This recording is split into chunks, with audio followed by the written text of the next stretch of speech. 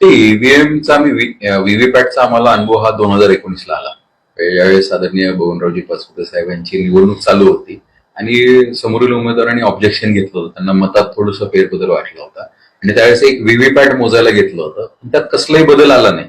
त्यामुळे मी ही प्रक्रिया जवळनं पाहिली, कारण मी निवडणूक प्रतिनिधी होतो त्यावेळेस आणि मी आतमध्ये होतो पूर्ण वेळ, बराच वेळ. आमचा निकाल हा महाराष्ट्रातला सगळ्यात शेवटचा निकाल त्यावेळेस श्रीगोंद्याचा लागला होता. तेव्हा मला अशी अडचण काही वाटत नाहीये. म्हणजे जर तशी अडचण असते तर ज्यावेळेस आमच्याकडे मागणी, आता लोकसभेचा निकाल लागल्यानंतर ज्यावेळेस मतमोजणीची मागणी झाली किंवा व्हीव्हीपॅट मोजायची मागणी झाली ती, त्यावेळेस आत्ताचे हेच महाविकास आघाडीचे जे नेते मंडळी आहेत त्यांनी चेष्टेवारी नेलं होतं की ज्यावेळेस अहिल्यानगरचा निकाल दक्षिणेचा असा लागलाय, मग जनतेचा कौल मान्य नाही का यांना.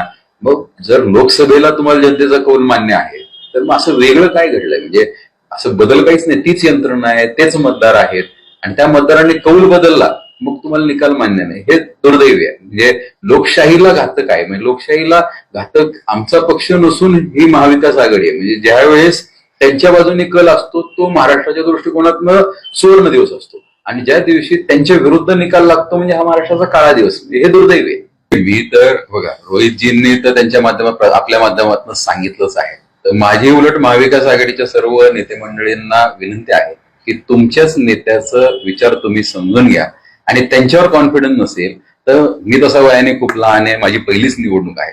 माझा इलेक्शन कमिशन ह्या प्रक्रियेवरती पूर्ण विश्वास आहे आणि जर अशी शंका असेल किंवा उद्या जर प्रक्रियेमध्ये कसलाही दोष समोर आला तर विक्रम पाचपुते 226 श्रीगोंदा विधानसभा मतदारसंघातील आमदार हा पहिला असेल की तो राजीनामा देऊन परत एकदा निवडणुकीला सामोरे जायला तयार असेल.